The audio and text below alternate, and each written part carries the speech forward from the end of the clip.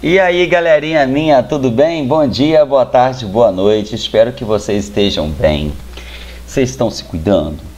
Vocês estão usando todos os cuidados, todos os protocolos possíveis, usando álcool em gel, lavando as mãos constantemente. Tocou em alguma coisa, lavem as mãos, usando máscara, evitando aglomerações, evitando ao máximo sair. Espero que sim, a coisa tá feia, galerinha minha. Acredite, a coisa tá feia. Bem, mudando de assunto, quero saber de vocês como é que estão as atividades, como é que está a compreensão das nossas aulas, porque olha, muita gente não está entrando no plantão Tira Dúvidas, hein? Então, nós faremos a revisão, a correção, na verdade, do capítulo 3, a expansão do islamismo. Vamos lá. Então, aqui no meu livro, está na página 40. Então, nós temos aí: explique quais fatores motivaram a expansão islâmica. Então, o que levou, gente, o islamismo se espalhar tão rapidamente, numa velocidade absurda, em vários lugares, em vários povos, culturas diferentes, assimilarem uma religião tão diferente, que é monoteísta, em meio a várias religiões, né? E cada lugar com uma religião diferente, politeísta, enfim. O que levou, né? Então, a ideia da fé, né, ligada a uma unidade política, ou seja, os lugares que foram assimilando o islamismo, adotando o islamismo, acabaram usando da religião islâmica muçulmana para criar uma unidade política, tipo um país, uma nação. Vocês entenderam, né? Com uma centralização nas mãos do poder, nas mãos do sultão, né? Ou seja, um poder centralizado, com um exército bem organizado, motivado pelo princípio da jihad, os muçulmanos puderam expandir seus domínios. Ou seja, a ideia da salvação, a ideia de que tem um Deus só, que tem um profeta, Maomé, tudo isso somado com a ideia da unidade política, do poder centralizado nas mãos do sultão. Beleza? Vamos para a segunda questão. Quais são os 5 pilares do Islã? Quais são os 5 pontos fundamentais do islamismo? Então, nós temos a Shahad, ou testemunho, que é a primeira prece aprendida pelos muçulmanos e deve ser pronunciada em voz alta, representando a sua declaração de fé. Os Salat, que são as orações feitas por todos os muçulmanos adultos, 5 vezes ao dia, pela manhã, ao meio-dia, à tarde, ao pôr do sol e à noite, com a cabeça voltada para Meca. A Zakat, que é uma contribuição financeira paga pelos fiéis para fins de caridade, usada principalmente para ajudar as pessoas necessitadas. E a Sal, que é um jejum feito durante o dia no mês do Ramadã, quando se comemora a revelação da palavra de Alá ao profeta Maomé.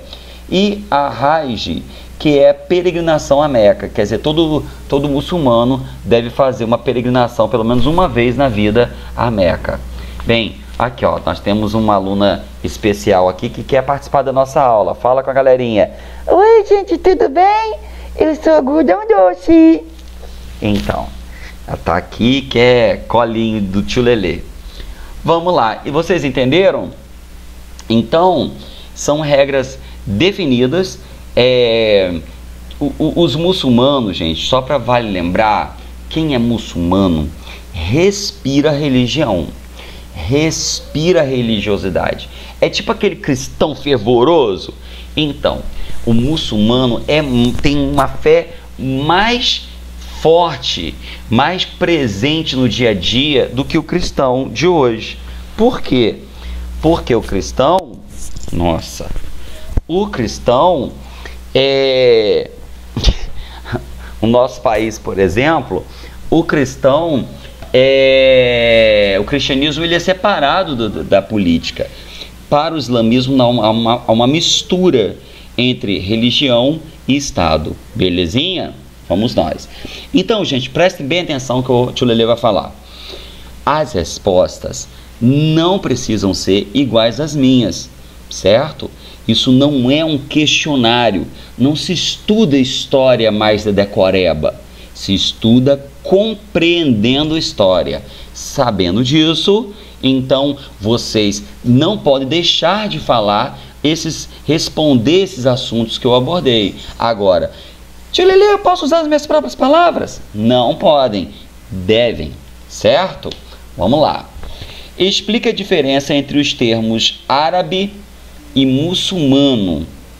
Bem, árabe é um termo utilizado para designar um povo semita originário da Península Arábica, que passou a habitar regiões próximas, principalmente no norte da África e no Oriente Médio. Lembrando que o povo árabe, quando vai para o norte da África, ele ganha o nome de mouro, que depois lá na frente nós vamos estudar, que a presença dos mouros foi muito forte na Europa. Isso depois, né? Nós vamos falar sobre isso lá na frente.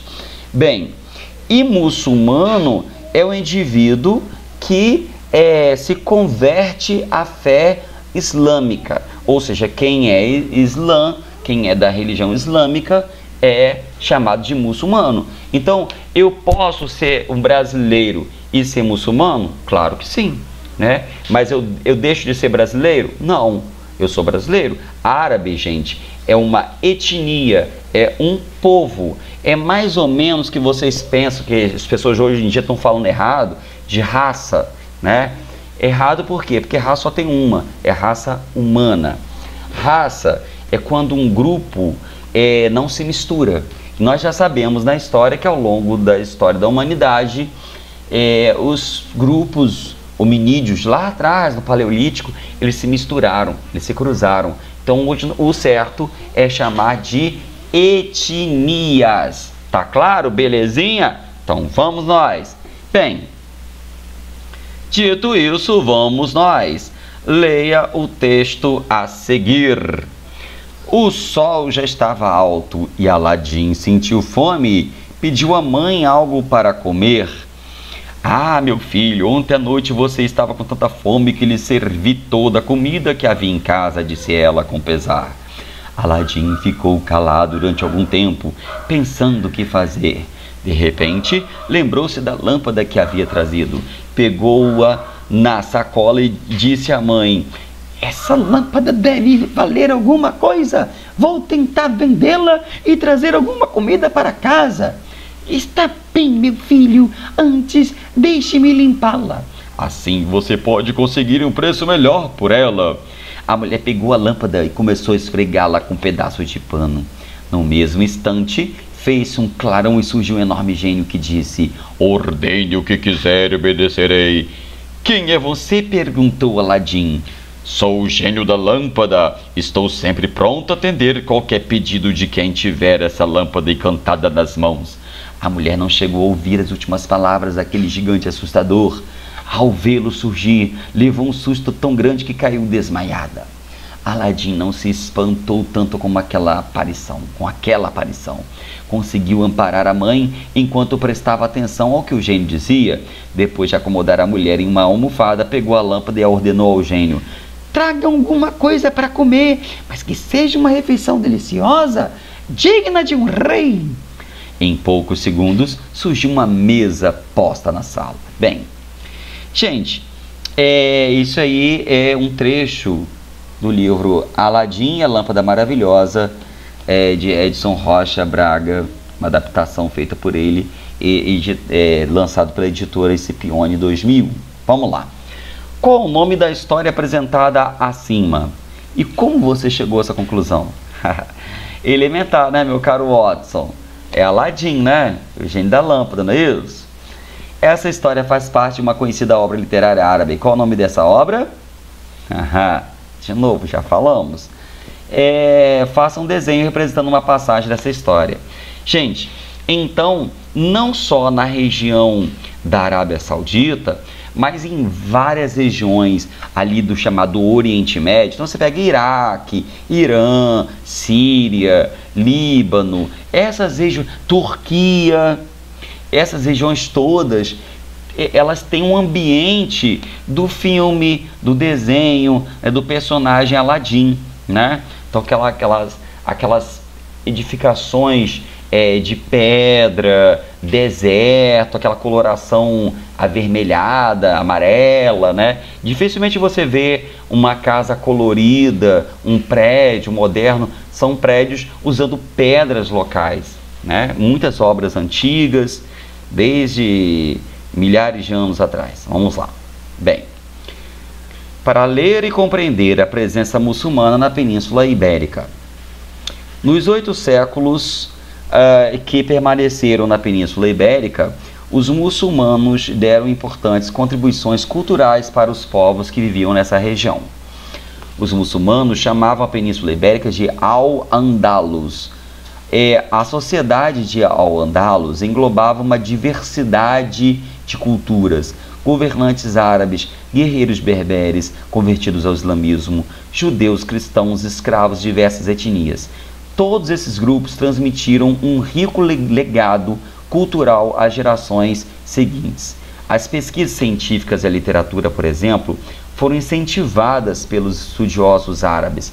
Naquela época, El-Hakam II, um líder muçulmano, reuniu 400 mil livros e ordenou a construção de uma biblioteca para guardar essas obras.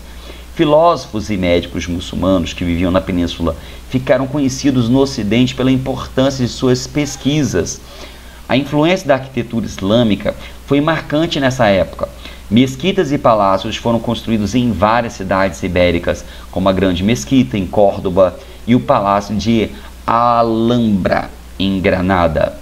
Os muçulmanos também influenciaram a agricultura ibérica. Ibérica, gente, só para quem está perdido, região onde hoje estão Portugal e Espanha, região da Península Ibérica. Fica ali, ó, no finalzinho da Europa, né, banhada pelo Oceano Atlântico.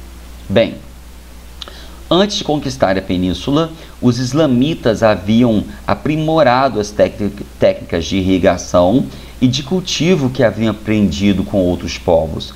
Então, ao se estabelecerem na região, transmitiram aos agricultores cristãos seus conhecimentos. A cultura ibérica foi influenciada em muitos outros aspectos pelos muçulmanos. Palavras de origem árabe foram incorporadas ao vocabulário espanhol e português, e comidas típicas passaram a fazer parte do cardápio ibérico. Então, gente, arquitetura, medicina, só para vocês terem uma ideia, enquanto o europeu, durante boa parte da Idade Média, não sabia se o homem tinha 1 ou 2 corações, os árabes sabiam sobre todos os aparelhos circulatórios. Então eles estavam à frente em diversos aspectos da medicina, da matemática, mas quando eles migraram para lá, para a Europa, por volta do século VIII, na expansão do islamismo, eles fundiram, misturaram muito de sua cultura, que foi um misto, né, de outras culturas, com as culturas dos europeus. Então a cultura medieval europeia é fruto dessa fusão, dessa mistura, dessa salada, né, dessa gororoba aí de culturas, beleza? Vamos lá. Escreva um pequeno texto sobre a presença muçulmana na Península Ibérica. Então vocês vão falar sobre arquitetura, vocês vão ficar à vontade para construir um texto. E aí, quem quiser, amanhã, na nossa aula, nosso plantão Tirar Dúvidas, pode ler aí com o tio Lelê, beleza? Letra B. Em sua opinião, a cultura muçulmana está presente no Brasil? Ah, eu li errado. Em sua opinião, a cultura muçulmana está presente no Brasil? Justifique sua resposta. É claro que sim, claro que sim. Na religiosidade? Não, mas muitas palavras de origem muçulmana, né, árabe, vieram para o nosso português e nossa cultura, Nós temos muitas influências. A cultura, na verdade, a cultura brasileira também é uma salada, né, gente? Vamos aí combinar que é uma salada aí de culturas diversas, francesa, espanhola, holandesa, alemã, italiana e também muçulmana. Beleza, gente? Então, ó, espero que vocês tenham gostado. Então, ó, beijinho das crianças e até a próxima!